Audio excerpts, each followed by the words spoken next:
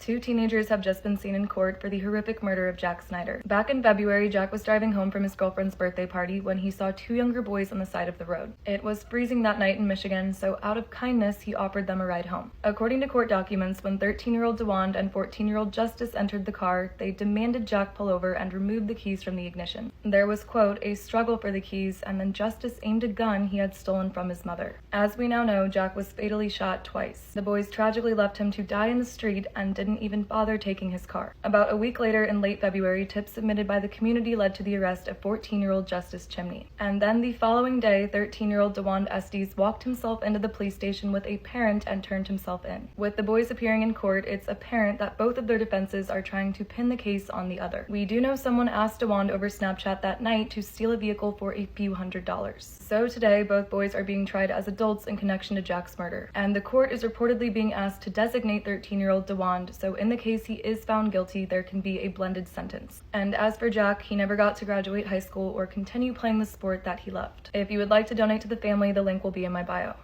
A massive search is underway for a father of four accused of killing his wife. On Sunday morning around 9 a.m., Breezy and Aaron Pennington's four kids showed up at their neighbor's house in Gardner, Massachusetts. At ages 2, 5, 7, and 9, they were reportedly scared because they couldn't find their father and their mother was crying in her bedroom. As we know, police were at the scene in 5 minutes, but tragically it was too late. They went upstairs and found that Breezy wasn't crying anymore. The 30-year-old was pronounced deceased from a gunshot wound to the face at 9:30 a.m. Now, as confirmed by surveillance footage, Aaron had actually left the house that morning at 8:50. And then on Monday night, his unoccupied BMW was found in the woods of a Boy Scout camp 4 miles away. In what is now a manhunt, police say they are searching all of 400 acres to find Aaron. That he has a military background, spent the past 7 years in active service, and knows how to survive in these woods. Aside from that, court documents have revealed that Breezy had been saving up money to leave Aaron and move to Texas with their kids. Her sister says that on the outside he's a very nice person, but has been struggling with mental health issues that just kept getting worse. He also didn't have a license to carry a gun in Massachusetts, but Breezy reportedly kept one for her own safety. Today, the Penningtons' kids remain under custody of the state, with police asking anyone who sees Aaron to not approach him, but immediately call 911. Breezy was, quote, the funniest person. She had the best/worst dark humor. She loved true crime and, most importantly, her babies. She brought light to everyone that knew her, cheered for everyone, and made motherhood seem effortless. This is what we know about the murder of 9-year-old Xander Lyda. Last week, authorities released footage of a 12-year-old girl being detained after fatally stabbing her younger brother. Her name hasn't been released, but their mom, April, has made a statement. We now know that just before midnight on January 5th, April heard screams coming from inside the family's Tulsa home. She thought maybe Xander was having a nightmare, but then found blood seeping through his bedsheets. She assumed her daughter had run for safety from an intruder. When police got to the scene, it was clear that wasn't the case. The girl cried and admitted she stabbed her brother 3 times in the chest with a kitchen knife as he was trying to sleep. Per April's statement, this was, quote, a medication issue and not anything else. She's explained that her daughter was medicated for ADHD prior to the attack, but then taken off due to irritability and self-harm. She says that it was too late and the damage from the medication had already been done. We also now know that 2 weeks prior, this girl had, quote, reached out to a few of her friends and told them she was having thoughts about stabbing Xander. Reportedly, April didn't know about this. She says her daughter is a normal 12-year-old and there were no signs this could have happened. She also maintains that her kids loved each other until the very end and that her daughter has no idea why she did it. So as of today, the 12-year-old has been undergoing treatment at a juvenile facility for about 6 months. Her mom says that she has been doing really well and that she has her full love and support. And as for how long this girl will be away, reports indicate that she will likely be released by time she's 18. Had she been just a few months older, it could have been a completely different story. Under Oklahoma law, 13-year-olds can be tried as adults.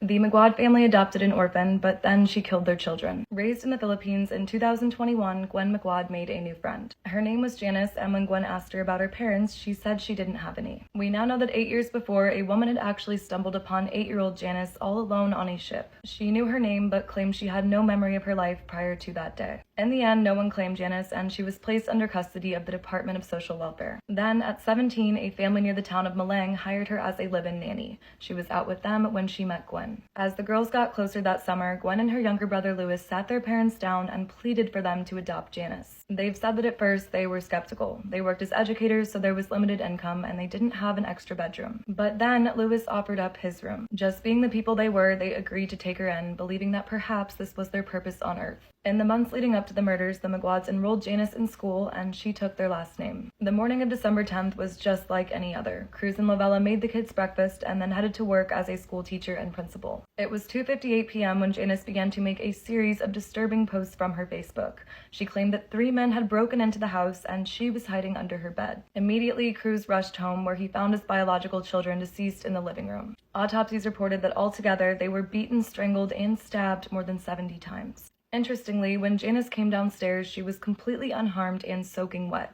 She said that after the attackers left, she'd taken a shower to calm herself down. While there was a lot wrong with Janice's story, a plastic bag found in a creek near the home sealed her fate. It appeared the killer threw it in thinking it would wash away, but it didn't.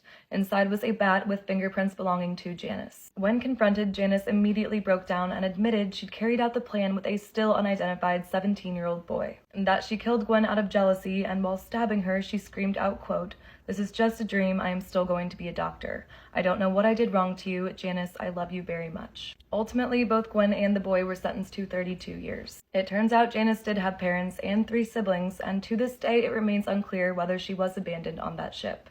This father had 3 weeks to escape after killing his family, and no one knows where he is. The DuPont de Leon's kids grew up with wealth and religious status, but completely unaware of their family's secrets. It was April 11th when a neighbor of theirs in Nantes finally noticed something off about their home. Xavier and his family's blinds were closed, but they were always open, so after a few more days without seeing anyone, they contacted police. As we know, 5 welfare checks were conducted between the 13th and the 19th, with authorities walking through to really find nothing out of place. But as the week went on, their relatives began receiving these letters, claiming that they had all moved to the U.S. to work for the DEA and witness protection. Xavier wrote that they'd given their 2 labs to a friend and demanded secrecy about all of it, buying him even more time. Now, likely according to his plan, it wasn't until a 6th welfare check on the 21st when an officer discovered a hidden board under the back deck. She pulled it back and horribly found Agnes, the kids, and the dogs buried in 2 separate graves. They had been dead for weeks, and of course, their quote, noble father was missing. Now from here, autopsies would report that everyone was shot in their sleep on April 3rd, except for Xavier's oldest son, Thomas. He was actually shot 2 days later after coming home from his college, and seemingly with hesitation. As investigators began to work out why this was the case, and where Xavier even was, they found that he spent an entire week at the house after the murders. He put all this time into cleaning the scene and preparing his escape, but it was so strange because when he did finally run on the 10th,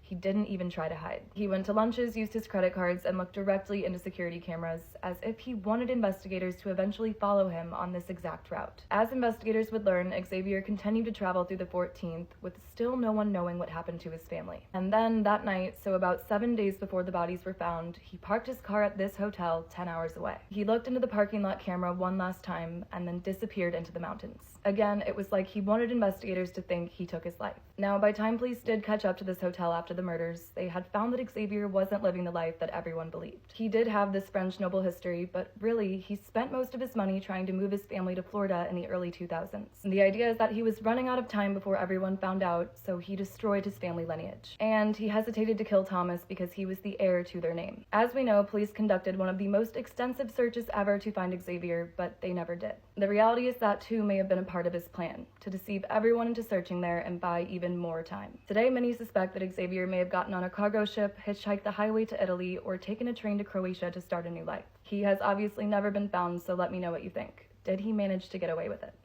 This self-made millionaire was found in garbage bags at his New York condo, and there are finally updates in his case. Fahim Saleh was the technology CEO, but on July 13th, his cousin horribly found him dismembered on Manhattan's Lower East Side. The killer had fled down a back stairwell just as she walked in, with his body parts still scattered and a chainsaw plugged into the wall. As we know, when police checked surveillance footage from the day before, they found that Fahim was followed into his elevator by a man wearing a black suit, mask, and latex gloves. It's a kind of private elevator that opens up directly into its residence units, and his killer pressed the number for a higher level that he wouldn't have been able to access. He suddenly got off right behind Fahim at his unit on the 7th floor, and you could see that he falls to the ground as the elevator doors close behind them. From here, police were able to confirm that Fahim was tased before suffering multiple stab wounds to his torso, and that whoever followed him into the elevator that day had already been in the lobby for 5 hours, just waiting for him to get home. They were immediately convinced it was a professional hit, so it came as a shock to everyone when they found his 21-year-old personal assistant was using his credit card to buy his girlfriend gifts. When police looked into this further, they found that Tyrese had used that card to get all of the cleaning supplies that were found at the scene. They looked at his phone records too, and that showed that at the time Fahim would have been dismembered, he was Google searching for where to find the joints on a human body. It became clear that the only reason he wasn't still in the apartment when Fahim's cousin showed up was because the cordless saw he was using had just died, and he had to go back to Home Depot to get a charger. Within 3 days, Tyrese Haspel was charged with Fahim's murder, and actually just as quickly why he did it became clear. Fahim took Tyrese in to work for him when he was just 16, and he was trusted with all of his finances and personal matters. But in January of 2020, so 6 months before the murder, Fahim found out that he had stolen $100,000 from his accounts. He confronted Tyrese about it over email, and as you can see, he initially pretended he had no idea what he was talking about. Eventually, Tyrese did admit to stealing money, and just being the person he was, Fahim told him he wouldn't contact police. He came up with an entire payment plan for Tyrese to pay him back, never knowing he would do so with more of his money, or that he had actually stolen like $400,000. And it's unbelievable, but for years Tyrese had set up what looked to be real accounts that Fahim would be paying, and the money was actually going to him. Fahim didn't know this when he died, or that when he trusted him to come over and watch his apartment and his dog, he would have friends over and pretend it was all his own. Today, prosecutors allege that Tyrese killed Fahim because he didn't want him to find out the truth. He pleads not guilty, and it has just been revealed that he plans to argue he was mentally disturbed in the weeks around the attack. If the jury finds this to be true, he reportedly will serve far less time, and his murder charge could be reduced to manslaughter. And I haven't gotten into this, but what Fahim founded is called Godaka, and it's a rideshare company like Lyft or Uber, but for motorcycles. After 4 years, we finally know more about what happened to Suzanne Morphew. If you've been following, you know Suzanne seemingly vanished while riding her bike on Mother's Day. Her husband Barry was initially arrested, but without a body, prosecutors dropped the charges against him. They then found her in the desert about 7 months ago, with her autopsy just reporting that she was murdered and she had animal tranquilizers in her system. Now with this, officials say that back on Mother's Day weekend, both of the couple's daughters were camping out of town. Suzanne had also just told Barry that she wanted to leave him, but when he came home from running errands that Saturday, he reportedly got confirmation of her affair. You see, that afternoon, Suzanne's last proof of life came at 2:03 p.m. and a selfie that she sent to a man who they both went to high school with. She never responded to his message at 2:44, which is the same time that Barry's phone showed him running back and forth around their house. He would later claim that he was chasing chipmunks with a tranquilizer gun, but it's alleged that he was actually chasing his wife. Now at this point, around 3 p.m., Barry would turn his phone into airplane mode for nearly 8 hours. He again said he was just enjoying time with Suzanne, but officials think he hid her and created a false alibi. They actually think he set everything up to make it seem like she would go missing on a bike ride. That night, Barry maintains they both went to bed around 8, while his truck would show that it reversed up and towards the house at 9:30. And then at 4 a.m., he was just out driving, later claiming that he was chasing bull elk down the road. Now, as we know, Suzanne wouldn't be there later that Sunday when her daughters came home to wish her a happy Mother's Day. With her bike gone, the thought was that she was injured somewhere, but as panic set in for her girls, their dad actually wasn't home. Around 5 a.m., Barry had turned his phone back on, and he left for a work trip nearly 3 hours north in Denver. You can see he was first seen there around 10 a.m., dumping tranquilizer darts into dumpsters, and then walking into his hotel, where he stayed until he learned that his wife was missing. Now, when Barry did come home from work that night, he would be informed that Suzanne's bike had already been found off a local road. He would repeatedly blame her alcohol problems and suggest a mountain lion attack, but despite having their daughter's support, he was eventually charged with her presumed death. This charge was of course then dropped, but prosecutors always said that when they found her, they could charge him again. And they actually found her this past September. On the 22nd, we know investigators were actually out on another case when they discovered Suzanne's remains. And you can see this is in an area east of the family's home, and not up near Denver where Barry was working and where she was thought to be. It also does seem that it's been too long to determine an exact cause of death, but we do know she had those animal tranquilizers in her system. This is of course meant to sedate wildlife, and we also know that Barry had some. As of today, it seems investigators will keep on Barry, but he is still a free man with his kids. And I will just say there are hundreds of pages of court documents detailing the abuse that Suzanne was a victim to. I'm going to tag that in my bio for anyone who is interested, but may we all hope that these new details give investigators what they need. However, coined the phrase, "You can't make this stuff up," might have known the story of real-life boogeyman, Albert Fish. A slight, elderly man with grey hair, no one suspected the kindly single father of being sadistic child murderer and cannibal. A missing boy has been found after 6 years, and his story is almost unbelievable. Last Wednesday around 2 a.m., a chiropractic student was delivering medicine to the rural mountains of France. He was reportedly between 2 villages when he saw the now teenager walking through the pouring rain. As we know, the kid told the student that his name was Zach and that he had been walking for 4 days. He was shy and really couldn't speak good French, but after being spoken to in English, he revealed his true identity. When Zach said that his name was actually Alex Batty, the student looked him up right there on his phone and found that he had been reported missing from the UK in 2000. 2017. The pair actually went on to talk for hours, and as they completed the delivery route together, Alex told him all about his kidnapping and his recent escape. The kind student allowed him to send this Facebook message from his phone and ultimately dropped him off at a police station at the foothill of the mountain. With the confirmation of Alex's identity, we know that 6 years ago, he went on a prearranged vacation to Spain with his mother and his grandfather. But they didn't have custody of Alex, his grandmother did. Her daughter and ex-husband basically sent her this cryptic YouTube video at the end of the trip to say that they wouldn't be bringing him home to her in the UK. Now from here, we know that between 2017 and 2021, Alex was moved across religious communes in Spain and Morocco. And ultimately, in the fall of that year, he was forced to settle here at a remote mountain house in the French Pyrenees. It consists of 10 to 12 changing residents who all believe in reincarnation, and Alex and his grandfather actually started working for a family there in exchange for food and accommodation. His mother, though, Melanie, who believed COVID was created by the government, quote, didn't think it was the religious community that they were looking for. She moved to a campsite 30 miles west, and her possibly brainwashed son felt as though he was only free to go visit her. With that, we know that over the summer, Alex told this couple who was hosting him in the mountains that he was leaving. They say that they actually knew him as Zach, and that he expressed interest in going to school. That they also offered to drive him to the UK to get the identifying documents he needed, but he said he would get there on his own. In the end, when Zach left, he said he was going to be with his mother. But he's told police that when he got to her, she told him she wanted to move them to Finland to see the Northern Lights. So he finally walked away and kept walking for 4 days straight. Today, a manhunt is underway for Melanie Batty, but police believe that she may not have actually gone to Finland. And as for the grandfather, Alex told police that he died 6 months ago, so that was initially reported as fact. But now, neighbors from the French commune say that he is very much alive, and they saw him mowing his lawn 10 days ago. Authorities have since admitted that there's no death certificate, and they really don't know. So knowing that, there are reports that Alex may be protecting his grandfather. There aren't reports of him protecting his mother, but we do know he told the student that while his mom is a little crazy, he holds no animosity against her and just misses his loved ones.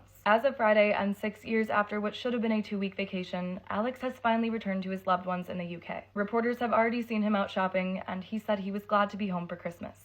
There are finally updates in the case of the father who drove his family off a cliff. If you've been following, you know the Patels survived crashing 250 feet off the San Mateo coast. Dharmesh Patel has since been charged with attempted murder, but last week, his wife pleaded with the court to let him come home. She said that he's her best friend, their family needs him, and that their kids are crying and asking why he's not there yet. It's actually being argued that he's a great candidate for mental health diversion because this was, quote, a one-time psychotic episode. If the court agrees, he will be put on a 2-year treatment plan. Now, still today, prosecutors are arguing that Dharmesh woke up that morning knowing he would kill his family. They reportedly all had plans that day to drive to his brother's house, but he initially said that when they got on the Pacific Coast Highway, their Tesla, quote, began to feel different. He said he was actually just trying to pull over and check a flat tire when they went over, and that just happened to be in a spot where dozens of people have taken their lives. Now, as we know, according to everyone else's account, what Dharmesh said is not what really happened. That morning, police have footage of him speeding down the highway before suddenly pulling a U-turn. And that U-turn would have put him here on the side of the road closest to the water,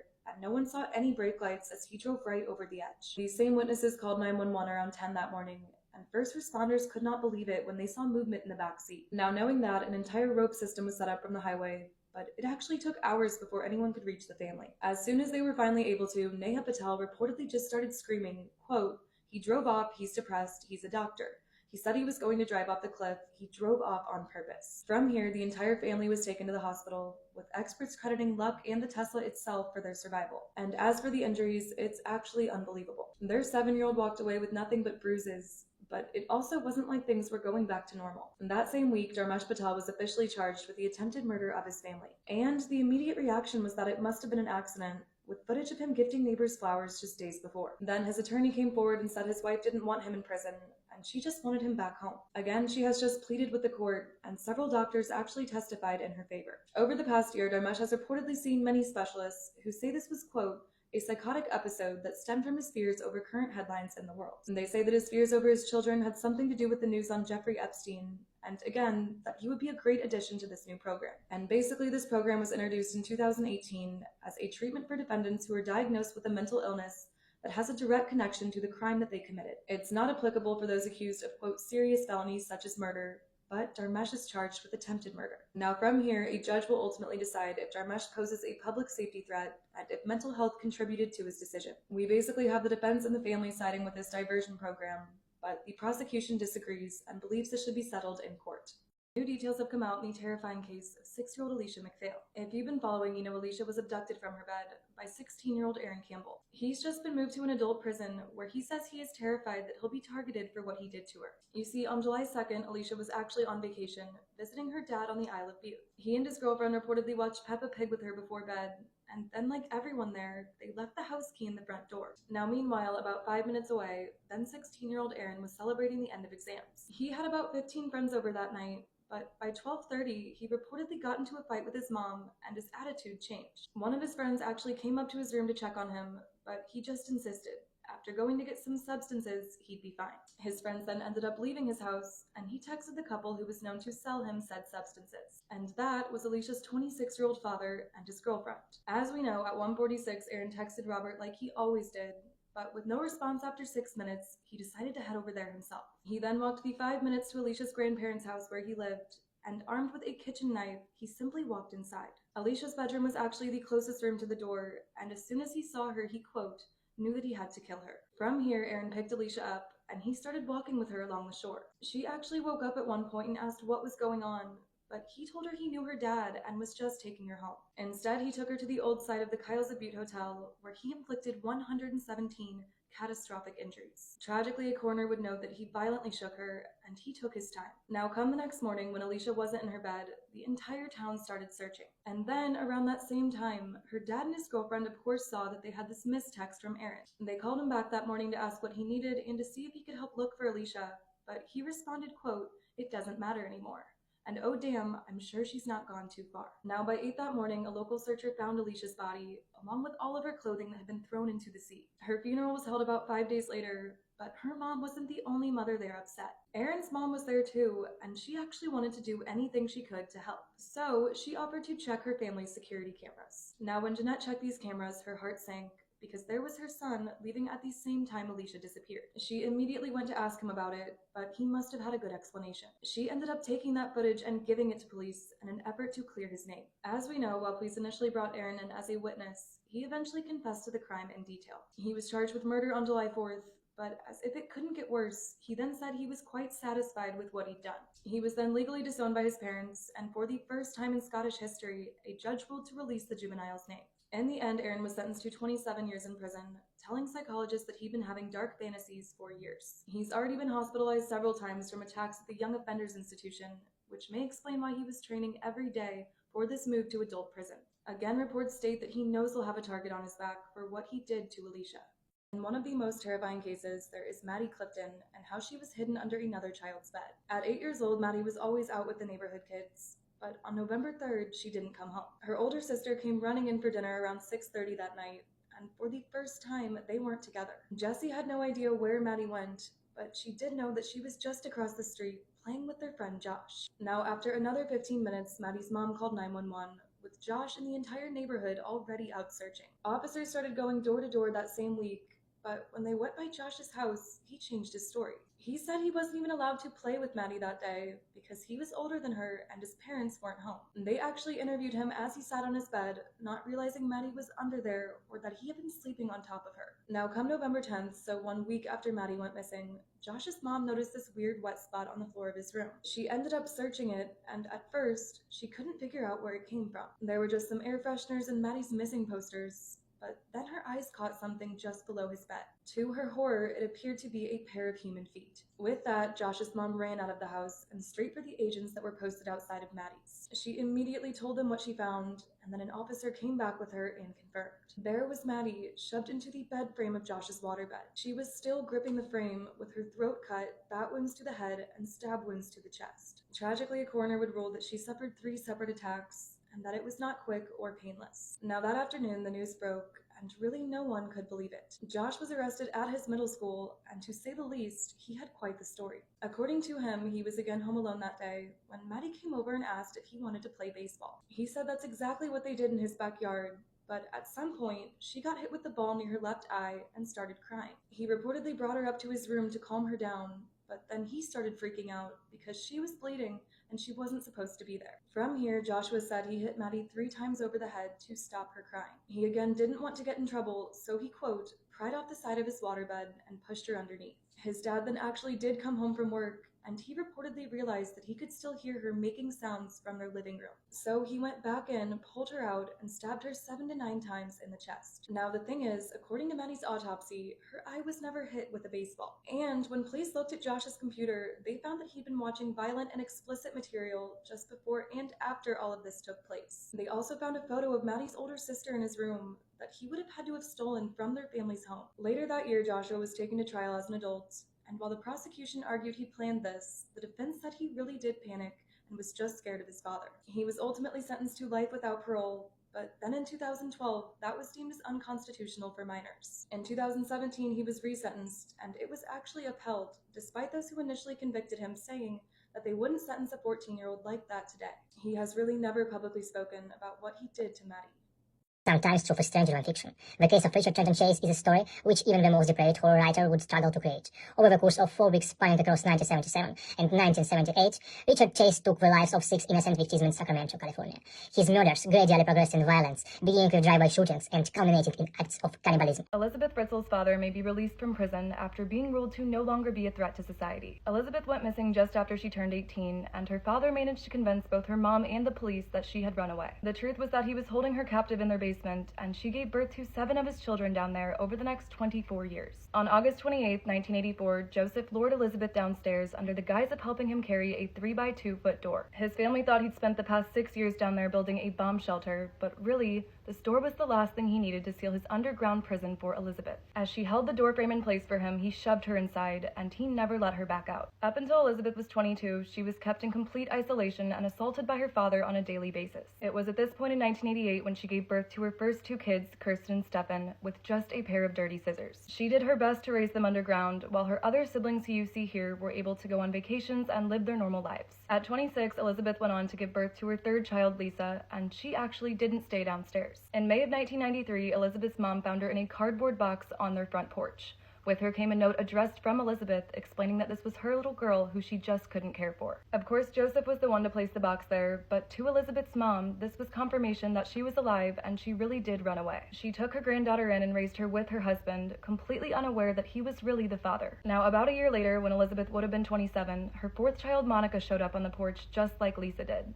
And then 2 years after that, baby Alexander showed up too. Altogether, Elizabeth had these 7 children in that basement, with 3 of them raised upstairs thinking their mother abandoned each of them at birth, and the other 3 held captive in the basement with her. Tragically, the 7th child, Michael, died just after he was born, and Joseph incinerated his body. As we know, in 2008, the 3 kids upstairs are teenagers, and Elizabeth is 42 years old and still with the others in the basement. The youngest with her was 5 at this point, but her oldest, Kirsten, was 19 now, and she had never seen the sun. She became incredibly ill that spring, and for the first time ever, Joseph agreed that she seriously needed medical attention. On April 19th, Kirsten alone went to the hospital with Joseph, and he told medical staff that his missing daughter had just left her with him. She had life-threatening kidney failure, and it was clear that she had never seen a doctor in her life.